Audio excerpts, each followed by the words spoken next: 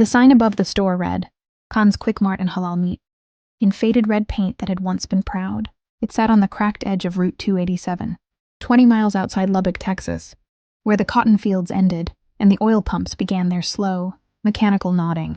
Wind whipped dust across the parking lot in sheets, the kind of wind that found its way into your bones no matter how many layers you wore. Inside, the fluorescent lights hummed. Aisha Khan, 17, tall for her age and quiet, restocked the cigarette shelves while her father, Bilal, sliced goat leg behind the butcher counter.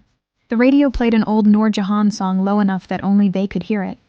Outside, the Texas night pressed black against the windows. At 10:47 p.m., the first rock came through the front glass.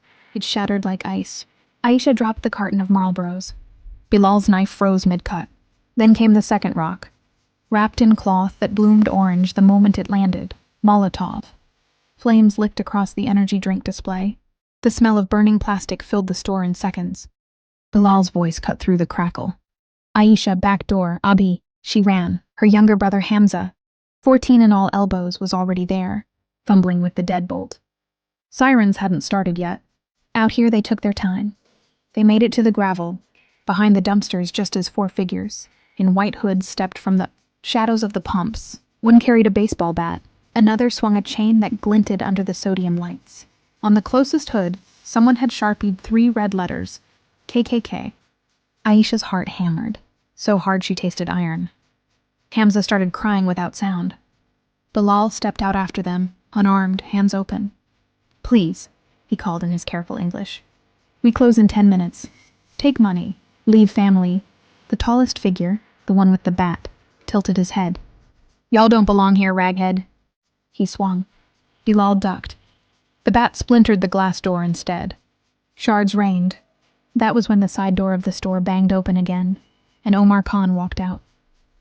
Omar was 25, sunburned dark, 6'3" in his boots, and until 6 months ago had been a staff sergeant in the United States Marine Corps, 2nd Battalion, 7th Marines. He had come home from Helmand with a limp, a Purple Heart he never wore, and nightmares that made him sleep in the stockroom. Some nights, so he wouldn't wake the house, he moved like a man who had rehearsed violence in his head 1,000 times and found it wanting.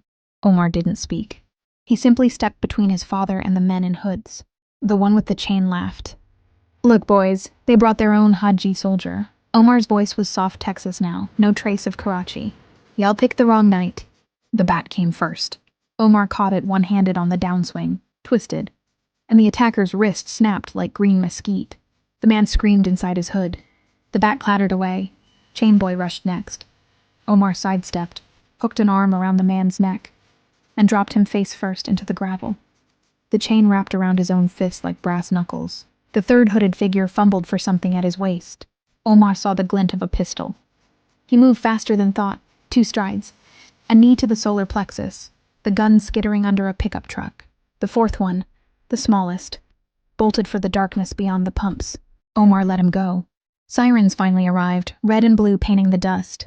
2 sheriff's cruisers screeched in, deputies piling out with shotguns already racked. Aisha watched from beside the dumpster, as her brother, the quiet one who sent half his disability checks home, who still flinched at fireworks, stood over 3 moaning men in white hoods, breathing slow, eyes flat the way they get when you've seen worse, and kept walking. Deputy Ramirez knew Omar from high school football. He took one look at the scene and lowered his shotgun. Omar, what in the hell? They started it, Omar said. I finished it. Bilal, bleeding from a cut on his forehead, put a hand on his son's shoulder. Beta, enough. Omar looked at his father then, and something cracked open in his face. He dropped to his knees right there in the gravel, arms around Bilal's waist like he was 10 years old again. Aisha felt the night tilt. Hamza was openly sobbing now. The deputies cuffed the 3 on the ground. The 4th was picked up 10 miles down the road, running through a cotton field, still wearing his hood like a flag of surrender. By morning the store was boarded up, yellow tape flapping. News trucks from Lubbock and Amarillo circled like buzzards. Someone had spray-painted "Go Home" in red across the cinder block wall. Someone else, neighbors, Aisha didn't even know had noticed them, had already painted over it with a Pakistani flag and the words "We are home." The sheriff held a press conference at noon. He called it an isolated incident.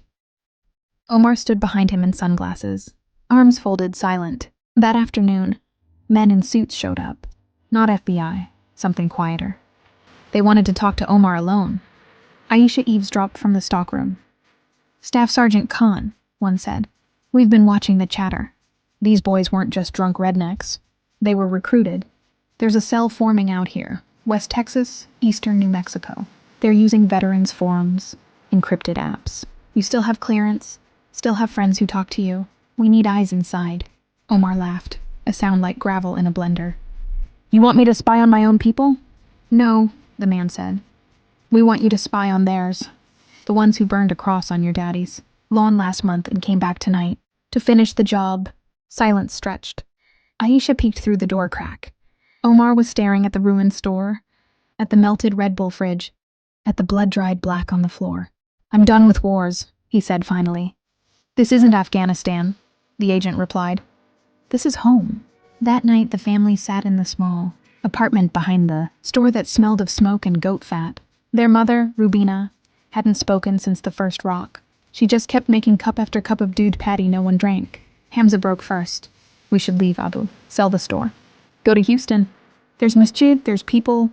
Bilal looked older than 52. "Beta, we came here with 2 suitcases and a dream. This land gave us everything. I will not run again." Omar stood. "Then we don't run." He went to the closet and pulled out the K-bar he'd brought back from deployment, still in its sheath. Then the old plate carrier he never wore anymore. He laid them on the table like offerings. "Tomorrow," he said, "we reopen. I stand outside. Anyone wants to try again, they'll learn what the Taliban already know." Aisha found her voice. "Omi, you can't fight the whole country." He looked at her. Really looked. And for the first time since he'd come home, he smiled. Small, tired, but real. "I don't have to fight the country.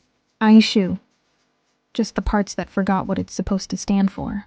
3 days later, Khan's Quick Mart opened again. The new glass still had the sticker on it. A line of pickup trucks stretched across the lot. Farmers, roughnecks, Baptist ladies with casseroles. Someone had parked a flatbed with a banner, "This is Texas. We take care of our own." Omar stood at the door in jeans and a black USMC hoodie, arms crossed, watching the horizon where the sun bled red into the plains. Aisha worked the register. Every time the bell dinged, she looked up, half expecting hoods and fire. Instead, an old cowboy in a resistol had handed her a $100 bill for a $2 coffee and told her to keep the change for the rebuild. By closing time, they had made more money than any day in the store's 12-year history. At 10:47 p.m. exactly, the same minute the first rock had come through, Omar locked the door, turned the sign to closed, and looked out at the empty, wind-scoured lot. No rocks tonight, no fire, just the slow nod of oil pumps and a sky full of stars that didn't care whose God you prayed to. He rested his forehead against the cool glass and whispered something, too low for anyone to hear. Aisha, cleaning the butcher counter, caught only the last 2 words. "Still home."